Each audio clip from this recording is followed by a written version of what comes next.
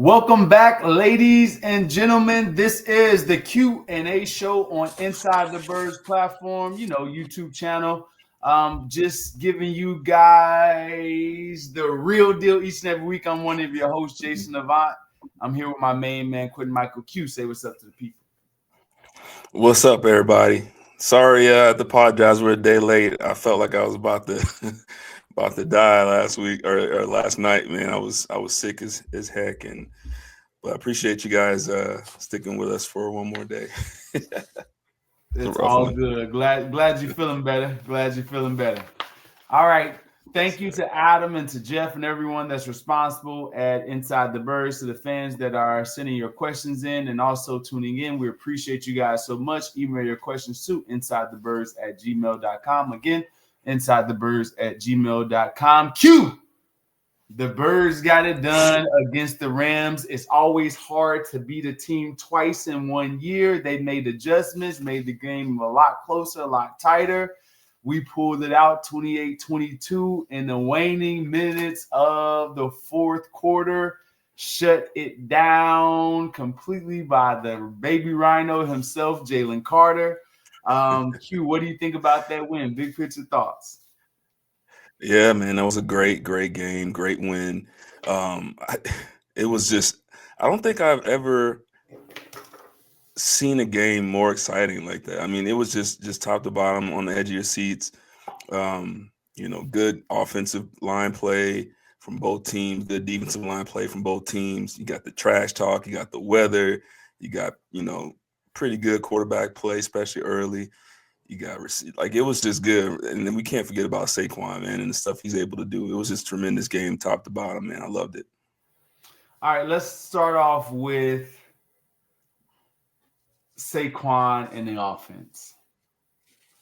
Did you think that Saquon would be able to get another 200 yards rushing in an NFL playoff game? Just to give you insight, he's third all time in playoff or it's regular season and playoff rushing yards right now. Terrell Davis did it twice, crazy. And now he is like close to overtaking it all. He's doing this in 2 playoff games and still probably has 2 more to go. So I think what he's doing is pretty special. What do you think about it? Oh, absolutely. Just phenomenal, man.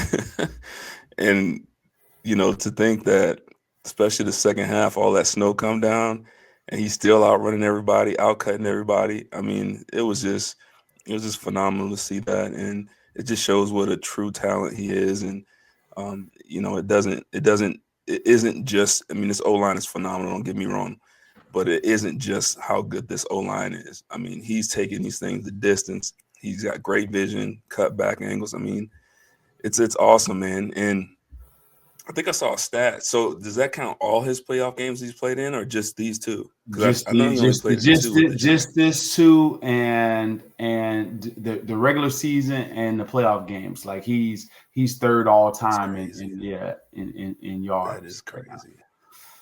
That's amazing, man. Great talent, man. Great talent. Just a great talent, right? So I think he's playing absolutely insane. And I think he's the most solid, most consistent player on our team. Now, he's being aided by a great offensive line. But also, here's the thing, because this next topic for a lot of people, Saquon is an easy layup. He's playing outstanding, home run hitter, break tackles, cut when nobody else can, do the same thing, keep up with him, right?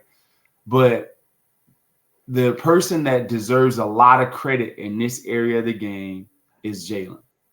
Jalen checked into the last few weeks in the multiple plays that ended up in touchdowns, right? So the Dallas Goedert touchdown last week against the Packers where he stiff-armed Carrington or Valentine all the way to the end zone, right?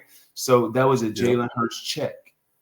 Saquon Barkley's second touchdown run was a check, right? So that's right, and they checked into that in order to get that. No, I said that wrong. His second his first touchdown run was a check. Saquon's first touchdown was check. They saw Jalen basically saw two defensive linemen over to the left, right? He saw two defensive linemen over to the left, and then they had a small front over to the right. I don't know what formation y'all call that when all the bigs are on one side and then they have like safeties and linebackers to the other side. I don't know what formation you guys call that, but it was basically all big number 90 numbers on the left side, and then a linebacker, safety, and an outside linebacker to the right, and they checked it over to the right side, and Saquon took it to the house with Malata and Becton leading up, right? So Jalen checked them into that. Also, the week prior, we talked about it on the show, is that bubble screen that Jalen threw and Javon Bullard beasted Devontae Smith for no gain or 1 yard loss, or whatever it was. That was a quarterback design run back to the left. The offensive line pulled, and it was basically the same play that Jalen scored a touchdown on with his legs this week without the bubble screen. Okay. It was a read option back to the other way. So he had, in the first one, had through the bubble screen to Saquon, or he had a quarterback design keep run back to the left. He made the wrong decision. This week, he made the right decision. He was reading verse. Verse goes up the field to take Saquon Barkley, actually hit Saquon. Jalen keeps it and gets the blocking because it was designed, got two pullers up in front of it, and that's what happened. So those plays happen because Jalen Hurts, right? So when you add that into the equation of Saquon Barkley and the offensive line, because his ability to run the ball and his ability to put them in a proper run play, the last few weeks have been potent for the Eagles. It's not just his ability to throw the ball or his lack thereof. There's other aspects of this game that is causing us to win. Nice. So you're seeing the growth, right? Yeah, that's mental. Yeah. That's mental. That's decision making. Yeah. Now we're going to discuss Jalen right here because that's the lightning rod from everyone's perspective. We talked about Saquon Barkley. The next person you're going to talk about, therefore, is Jalen Hurts. Assess his play. What do you think overall on Jalen Hurts' performance? I think he played very solid. Yeah, overall, I think he played very solid, especially all the things you're highlighting here. I don't know the offensive schemes as well as you do, but, at the end of the day, the way I look at it, it's tough because especially early in the year, you look at this team, look at this offense, and you see all these big stars, especially at the wide receiver position, and you're expecting each game to have 300 yards rushing and this and that. But when teams face us, they're in two shells the entire time. I would say probably 70-60% of the time they're in a two shell. And so it's tough. It's tough to throw for 300 when a team is not going to let you do it. They're going to try to stop the run game with their 8 in the front, right? And so, like you said, Jalen getting this offense in the good plays is what I think is his addition to these games and these wins and how this team is successful. It's not so much the 300-yard games, although he can do that if you're going to go in a single high all game. He will go out and throw for 300. But so I say all that just to say I thought he played a phenomenal game in the sense that not necessarily stat-wise, but I think he did, getting us into the right plays and just letting the game come to him. Yeah. That makes sense. No, it does. It does. I won't say that he played a phenomenal game. When I say passing, I thought Jalen had passing alone. No decisions, no checks, no sacks, no nothing.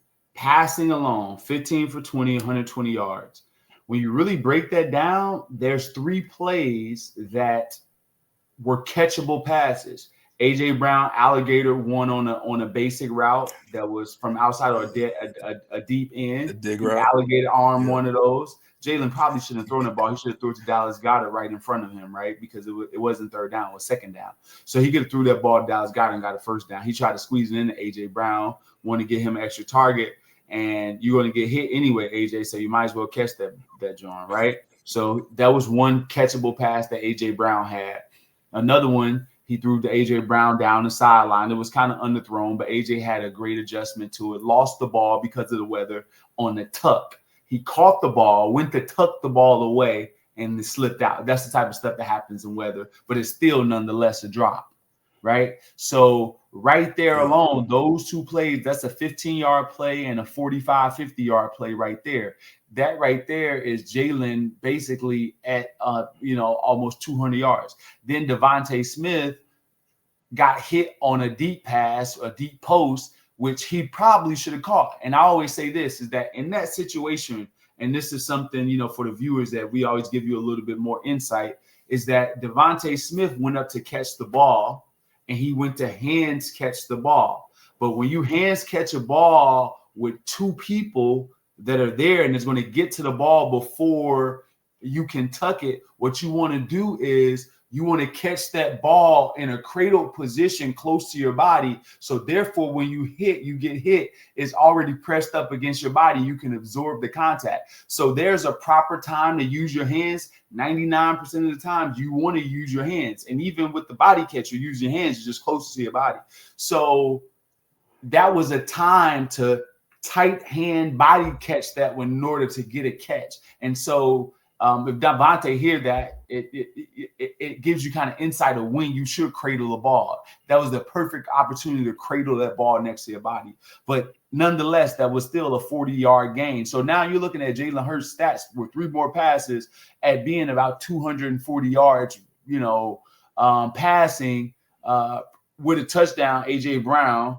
And now the game is much different. So, and then he would have been 18 of 20 for about 230, 240.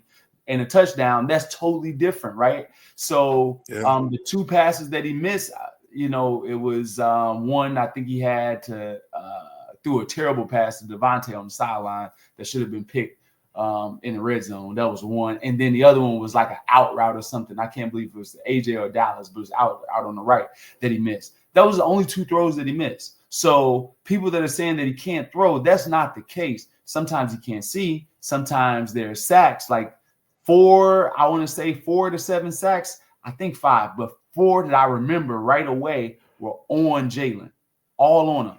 He had a 3rd and 6 earlier in that second series. A.J. Brown, it was cover 3. It was cover 3. Johnny Wilson had just a 6-yard stop route. They drew the flat defender away with Saquon Barkley in the flat, and he had it. Just dot him with the ball. The corner is 3 yards outside of him and 10 yards off. Just dot him with the ball. That was a throw. A.J. Brown's man on the back side, he had a slant. Went to the slant. His man fell down, had to throw.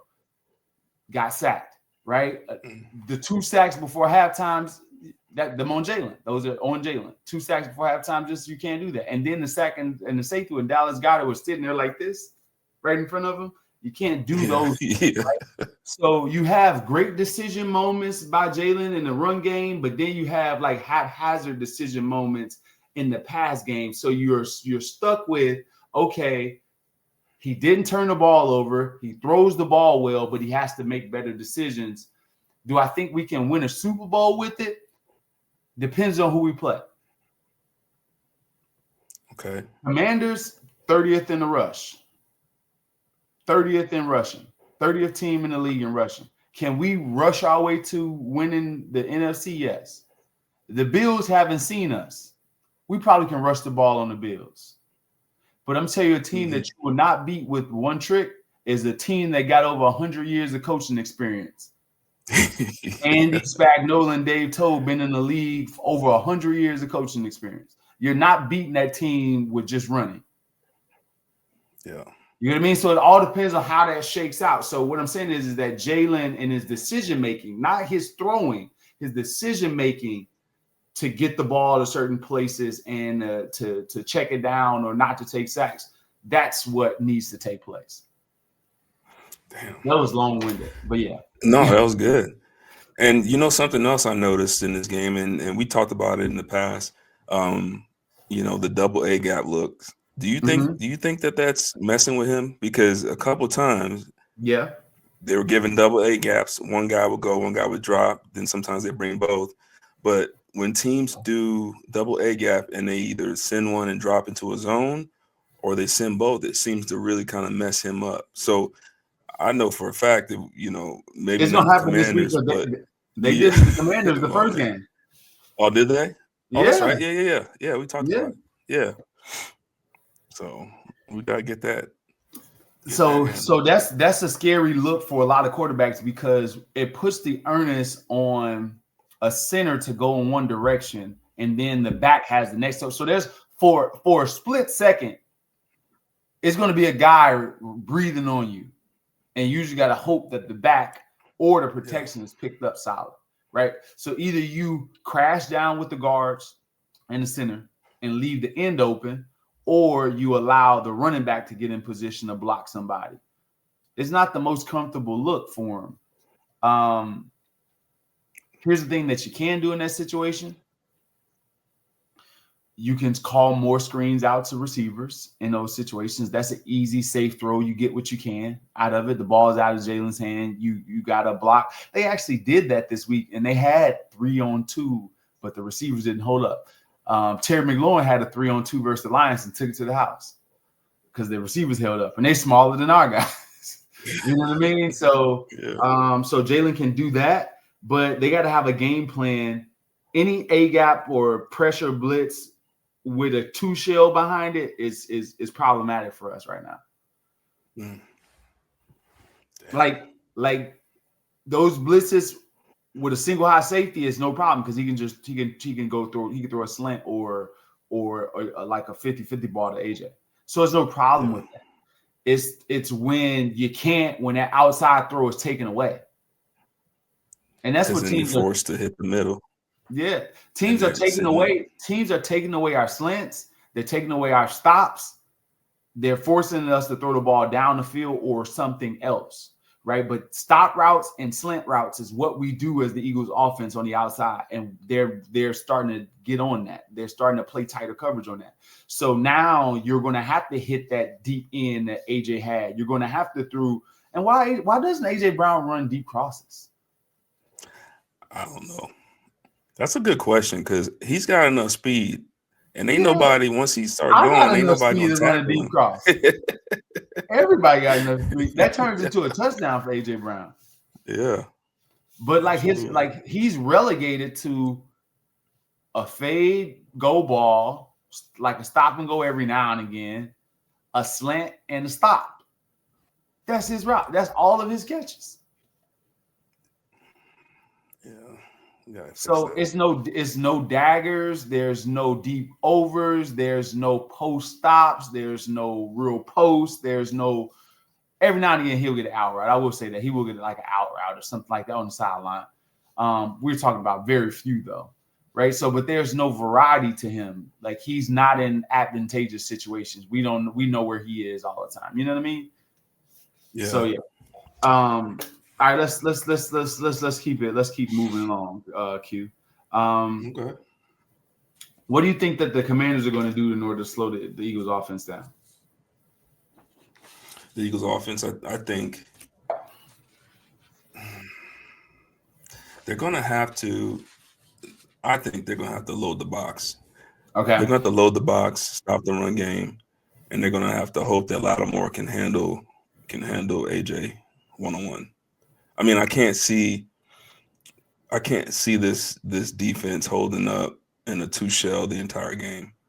Like I was talking about earlier, this offense, even though it doesn't seem as prolific, it's very, very difficult to stop because you got a good line, you got a good run game, and most of the teams, like I said, they're in a 2 shell. And they do so much. They do so many different things and attack the linebacker, attack the middle, especially in the run game. It causes problems across the board. In this game against the Rams, I mean, there was multiple plays where the linebackers were just like 1 foot, 2 foot behind because they're sitting there reading and they're waiting and they can't see. They throw a lot of different stuff at you, especially in the run game. And so for me, if I'm coaching this Commanders team, I'm saying, listen, we got a lot of more good luck this week. We going 9 in the box, most of the game, and we're sending pressure and double A gaps, zone blitzes, man blitzes, zero blitzes, because that's what has been successful. You got to attack this offense.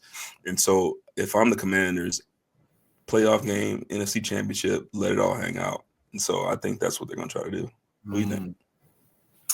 We better have a plan for Frankie Louisville, because him too. Dynamic for against us the last 2 ball games, and he's going to take his chances on the edge. Him and Dante Fowler are fast off the edge, and I believe that they're going to be at times where they're going to bait Jalen.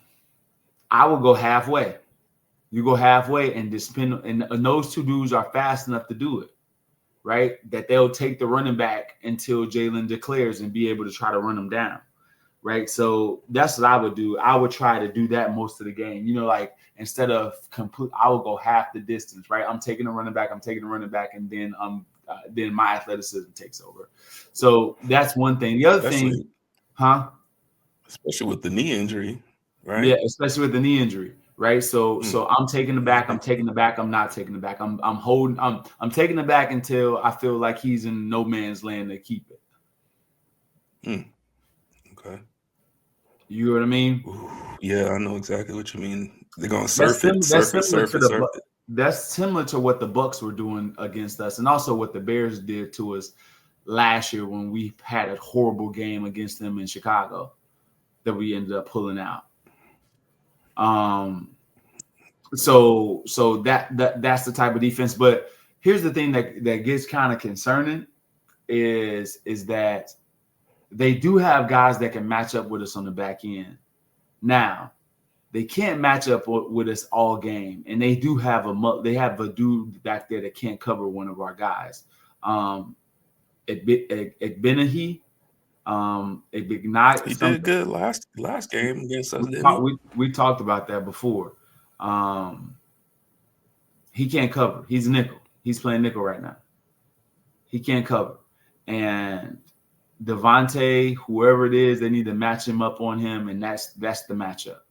Everywhere else is a tough matchup.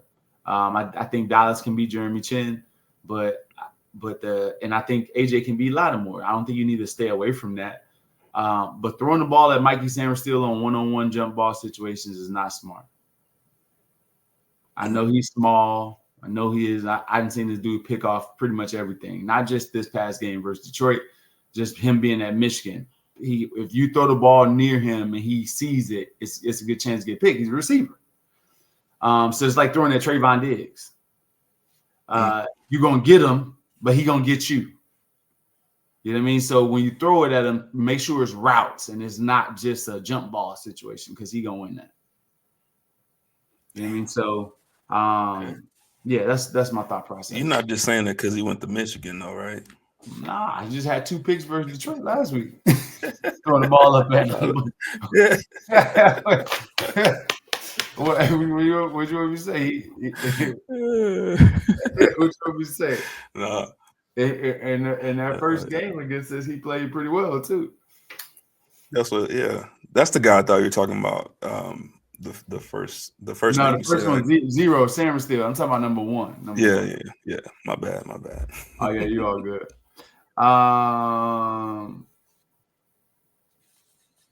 Let's go defense. Your overall confidence. I think we can rush the ball on them. Our defense. I think we can rush the ball. We're talking offense still. I think we can rush the ball on it. So that's my thought process. I don't know if all the passing is even necessary this game, to be honest. Keep running the ball. There ain't no need to just let's just go out there and run it over them. I think they're not going to allow that though. Saquon had 2 touchdowns versus them last time, 150 yards, and was on his way to have a 250-yard game until they started crashing the end when Jalen got out. So if that end wasn't crashed and you take away that second half, that dude probably was going to have 250-something yards rushing. Again, they can't stop the run. Like, they're a good team, but the teams that run the ball on them is tough. It's tough for them. It's tough. They allow 140 yards a game. Ooh. I know they looking their chops right now. Yeah, so the Eagles are. If Jalen is healthy, he adds that dimension. All right, let's go to the defense. Q. Okay. Defensive player, Jalen Carter. Tell me about his play. Is he the best interior defensive lineman in football? Interior Absolutely. lineman in football. Interior, yes. You know, And so some we good. got I we mean, got Chris Jones, we got Dexter Lawrence, we got okay, yeah. there's some pretty He's up notable. there. Yeah. There's some good interior guys. So he's Mhm. up there, though. I would say top three right now. He that dude's something else, man. He's something else. Did you see that TE stunt that he Yeah. ran with with Nolan Smith. with Nolan? Oh, Yeah. so yeah, man. His technique, his speed, his wiggle, his strength. And the one thing I really like is his recognition of the game. Like, he's noticing blocks and playing off of them. Like, he's playing like a vet. Um, tremendous player, and he single-handedly, had a hand in like 3 or 4 plays, especially the one that sealed the game for us. And I mean, the punch out. I mean, what can he not do? I mean, the dude is phenomenal. It was a great game, man. And the best part was pregame when he was talking trash to Verse. He's like, all right, you in our house right now. Like, we're gonna let you know what it is. So now Verse still went off. Listen, I hadn't been familiar with his Yeah. game like the way he was, but he was phenomenal too. You see Yeah. him almost chase down Saquon on that first touchdown? That dude was moving. That big old dude was moving. I was like, oh yeah, he one of them. First of all, I Yeah. was like, because we don't get a chance to see all of his games just when he play us, or you don't get when I say we don't get a chance to see, we don't see coaches tape. Like, we watch the coaches tape of the games that we need to, the Eagles games, versus whatever team we're going against. It's kind of impossible to watch that much tape of every single team each and every week, right? So you watch portions of it. You don't watch all of it. You may watch the game and get a good insight, but it's not like the coaches tape that we get to see. So when you don't see the coaches tape, you don't always see how good a player actually is. You can look at his stats and say, oh, he only had 4.5 sacks. No, they have to double team him. They have to do a bunch of stuff and let other people have sacks. So he's responsible for Brendan Fisk's sacks and the other players' sacks, Byron Young sacks, right? So that dude is a special player. But to get back to Jalen Carter, here's my thought on Jalen Carter. The dude is relentless, and this is why I say it. He's getting double teamed 90% of the time, and when a person is double teamed, you get tired after a while. It's like, dude, there's no hope for me this game. They just say I can't get there today. So there's some people that just accept the double team and be like, okay, I'm doing my job. They got to double team me. I can take the day off. No, he is like, there's going to be an opportunity. I don't know when it's coming, but I'm going to go hard and try to beat the double teams, try to beat this every single time. Oh, they gave me a one-on-one in this situation. I wrecked this one. Thank you, guys. Double team didn't get there in time. Oh, thank you, guys. He's just relentless all game. So they're trying to take him out of the game, trying to mentally beat him up because they're blocking him with wham blocks and 2 people and all of this stuff. And I must say this is that how much he was double teamed in that game, somebody else got to show up. Milton Williams didn't show up like he normally does, right? So Jomo, somebody has to show up when you're getting double teamed that much. He definitely, other people, if they win their one-on-ones a little bit better, that game is not even close, especially how much he's being double teamed. So his mentality is just special, right? So he's relentless, his mentality. We saw it against Tampa last year as a rookie, him knocking out the ball like that, like multiple times, going after the ball. So it's the same thing that he does all the time. He saw an opportunity. Give me that. Let me take that from you. And so just a special dude, like a clutch money player. That's what you need, a finisher. Who finishes games for the Chiefs every year? Chris Jones. We need that. Jones. Jalen Carter. Yep. Yeah. I love it. Love to see it. Yep. Now, did you notice anything about N'Kobe Dean being missing? Like, do you think Orion Burke and Jeremiah Trotter Jr. played good? It was mainly Orion Burke. Yeah. I think Burke did fine. He moved around well. I could notice a couple times it seemed like he was a little bit out of place. Maybe he got a little bit confused in some of the drops. But he played well enough to win. He had a couple nice tackles. I remember the screen early in the game. He came out of a rush and hustled down and made a nice hustle play on the screen. Yeah, I think he did fine. And that's what you need at this point in the year, because nobody's going to be 100%. I think Isaiah Rodgers, who has a ton of experience in this league, he's played in this league. I thought he stepped in for Mitchell and did just fine. Had the big play towards the end, picking up the fumble and almost scoring. So yeah, I mean, I think Burks and I think Rodgers, they both stepped in and did a phenomenal job. I wouldn't say phenomenal, but I think they did well enough for us to win. Well enough for one. So what do you think we have to do in order to stop the run? Because I thought the Rams kind of exposed us a little bit when it came to that zone run scheme that they have. It seemed like it was holes everywhere. Kyron Williams definitely went over 100 yards rushing.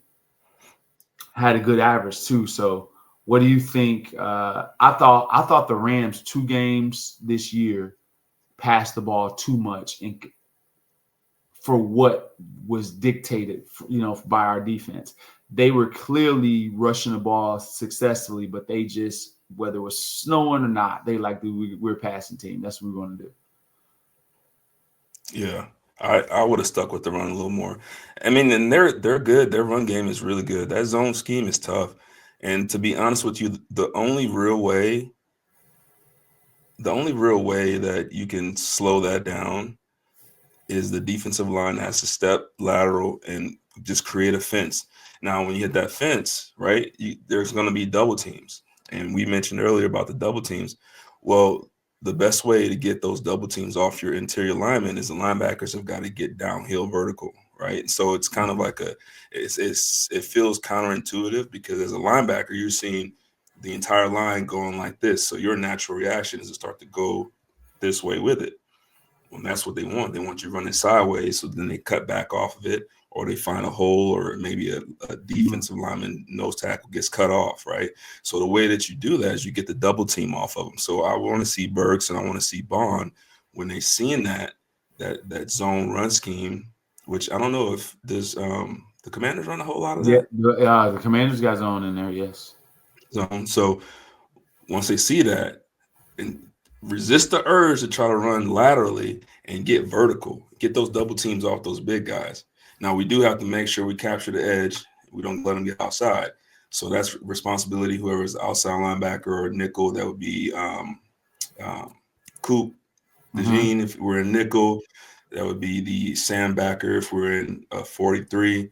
And they've got to do a great job setting the edge and making sure that cuts back. But all the linebackers need to take maybe one step laterally and then vertical, get those double teams off the big guys. And so they didn't do a great job of that, and it was evident in the run game.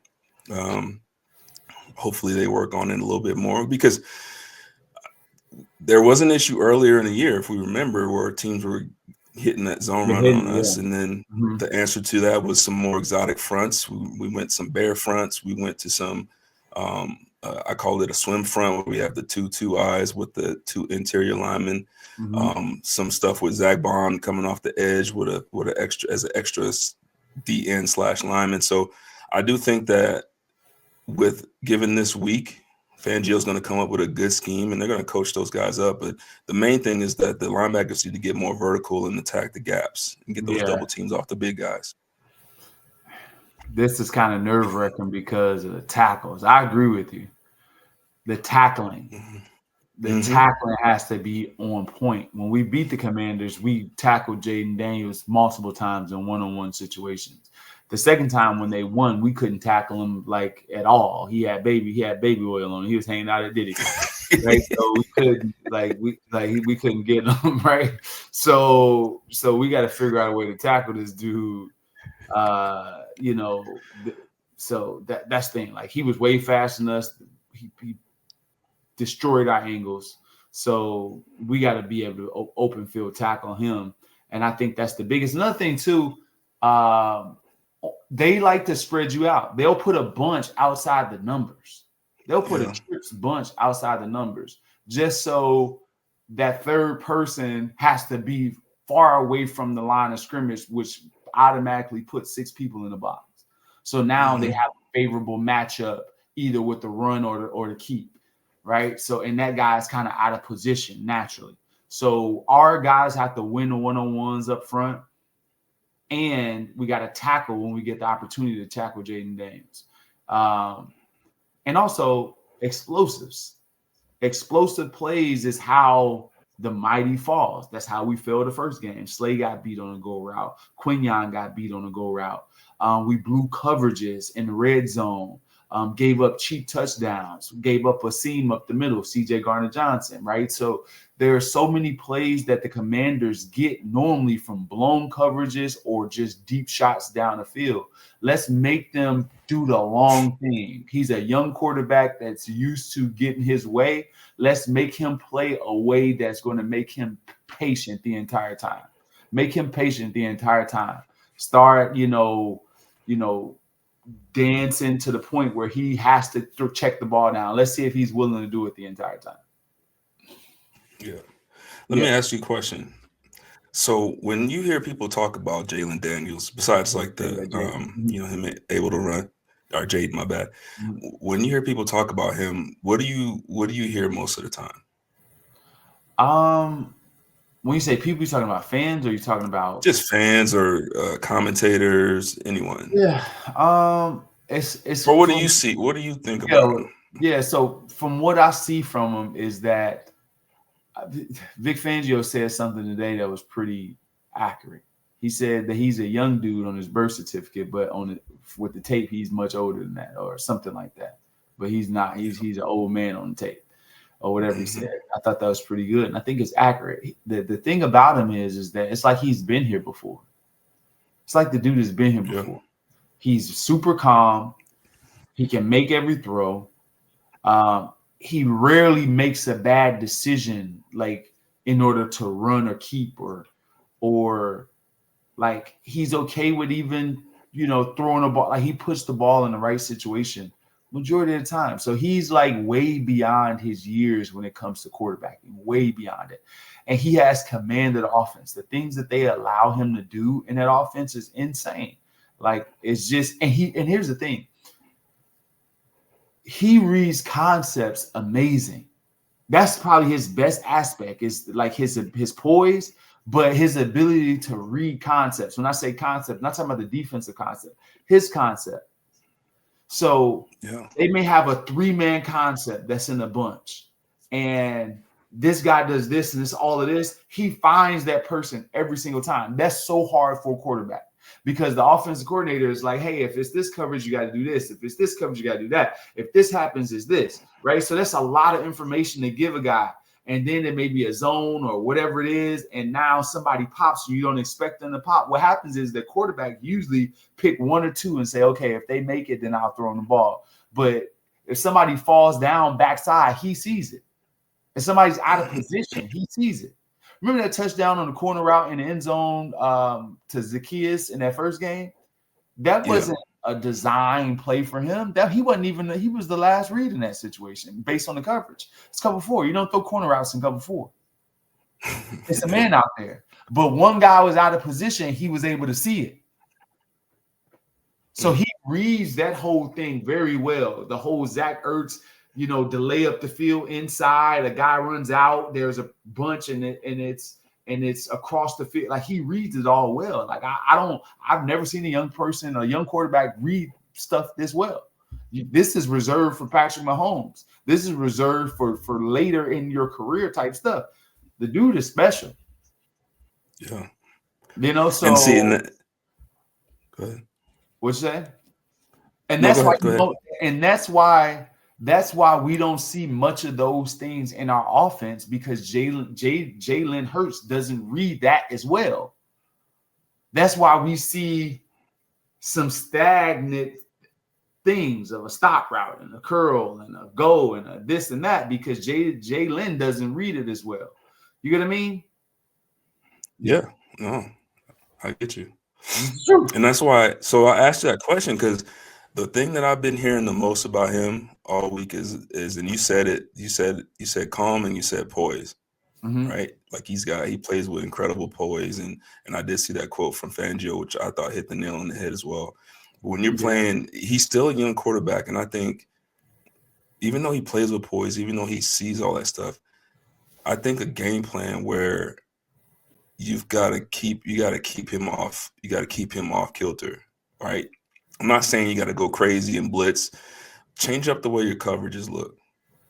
Change up how your secondary moves. Change up how your linebacker, or when they move, or maybe throw a blitz in when you normally wouldn't, or maybe roll a coverage when you normally would blitz. I think that's going to be the key, is to affect his poise, is to make him feel just comfortable enough to where he thinks he sees it, and then boom, it's something else.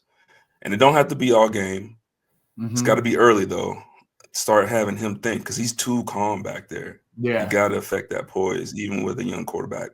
You got to affect his poise. So here's the thing: he throws the ball down. Like when you blitz him, he's not looking to complete a slant. When you blitz him, it's like, oh, you trying to kill me? I'm trying to cut your head off. I'm going for the home run. Like that's what happened. Like when people blitz him, he's like, oh, somebody's out of position somewhere. I'm gonna find it. So I just say proceed with caution with it. Yeah. So if you're gonna do something that's not in your regular concepts, right? We don't send corners. You should. Am I lying? We don't send corners. We don't. I don't think I've seen one corner blitz. Yeah, I seen Cooper when he first got in there on the corner blitz. First couple, when N'Kobe Dean got instituted, I think it was like Cincinnati or one of those games where Cooper DeJean got in on the blitz or something like that. But we don't see a bunch of like corner or slot blitzes at all, a lot. So I think those things that you have to do. Yeah. Another thing too, another thing we got to do is that a route exposed us this week. End breakers against the Rams. End breakers kill us. That's all they run on us. It was an end gap, end basic, end post, end slant. It was all end breakers that they caught the entire game. And I'm like, dude, is anybody going to do something about this? Because they're lining up in tight splits and they're running end breakers. Every time they went out, something bad happened for them. Either it was almost picked or whatever, but they was just throwing slants and posts and daggers. Yeah. So I'm pretty sure they've seen that. So we got to come up with a plan, person. We'll see. Yeah. Anything else you want to talk about before we close? Will the Eagles win this matchup? We praise Jaden Daniels. Will the Eagles win this matchup in your opinion? Oh, and also just last thing. Quintin, you think he's gonna be healthy because he got like a stinger shoulder? I think he'll be fine. All right, that's good enough for me. Tell me about the dude. You're a rookie. You got an NFC Championship game. You a cornerback. We don't expect you to hit anyway. Get your butt on the field. I think he's gonna be all right. I was surprised he left the game with that hit because I was like, dude, that's clearly like an AC joint. Tough that out. Yeah. You know what I mean? Because when I seen that, I was like, oh, I was like, they were like, no, he could have broke. I'm like, no, that looked like an AC joint sprain. Yeah. You know what I mean? I'm like, and I'm like, right. I'm not saying that, but I played through an AC joint playing, and I can't even lift my hand. I'm playing receiver. You know what I mean? So it's pain AC sprain ain't that bad. Yeah, it's pain. Yeah. But yeah, I think the Eagles win. I think it's going to be a close game. I think there's going to be a lot of big plays on both sides of the ball. And I think eventually this team is going to take the next step, man. I think they're ready. Yeah, we can't lose to the Redskins. Commanders, sorry, not the Redskins. The Commanders. We can't lose to them. I don't care who they got at quarterback. I agree with you. I believe that we're a better football team. I think we're going to run the ball down their throat, right? May get a couple of explosive plays by AJ, Devontae. You may get that. May get a one-on-one, right? Because they're trying to stop the run so much. Now, here's my last question for you. Who would you rather see, The Bills or the Chiefs? Bro, I don't want to see the Chiefs anymore. I'm sorry. I'm tired of the Chiefs. I love Andy. Sean's my guy. I love Sean too. I want to see him get a shot at the Super Bowl, playing in the Super Bowl, coaching in the Super Bowl. Yeah, let's go Bills. Beat the Chiefs, man. I'm just tired. I'm tired of it. All right, I'm tired, boss. Tired. I'm a person. I'm a meritocracy type of person. So I say until You're a you what? beat them, I'm a meritocracy type of person. Who if you earn what you get, you know what I mean? If you work hard for it, you deserve it. So if the Chiefs are in You can't beat the there, refs too, though. oh stop You it can't right beat the now. refs too. Oh my gosh, here you go. Here you It go. happened to us in the last Super Bowl. Oh Okay, my and it's still God. happening today. They changed Just the saying, rules for Josh Allen.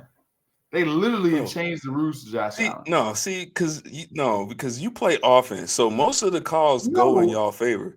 no. What I'm Defensive saying, players, we get the short end of the stick I all the agree. time. I agree with you. But if you look at the person that has gotten the most fouls, like the most like personal fouls against them, is Josh Allen. Josh Allen is the He be poster child. So what I'm saying is, he be Mahomes flopping.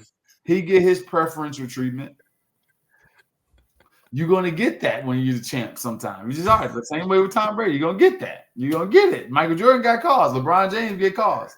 So you better bring your lunch pail. Hear what I'm saying. Hear what I'm saying.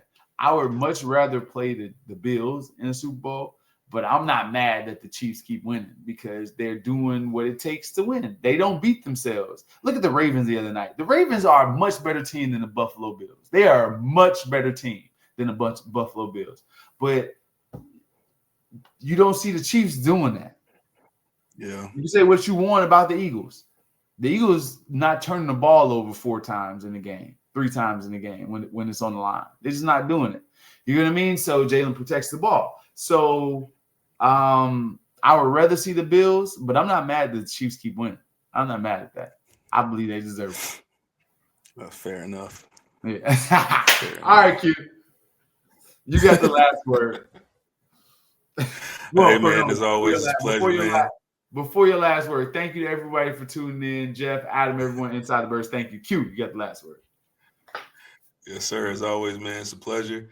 Can't wait for this game this week. It's going to be a fun one, man. So we'll see you guys all next week, man. Peace. Peace.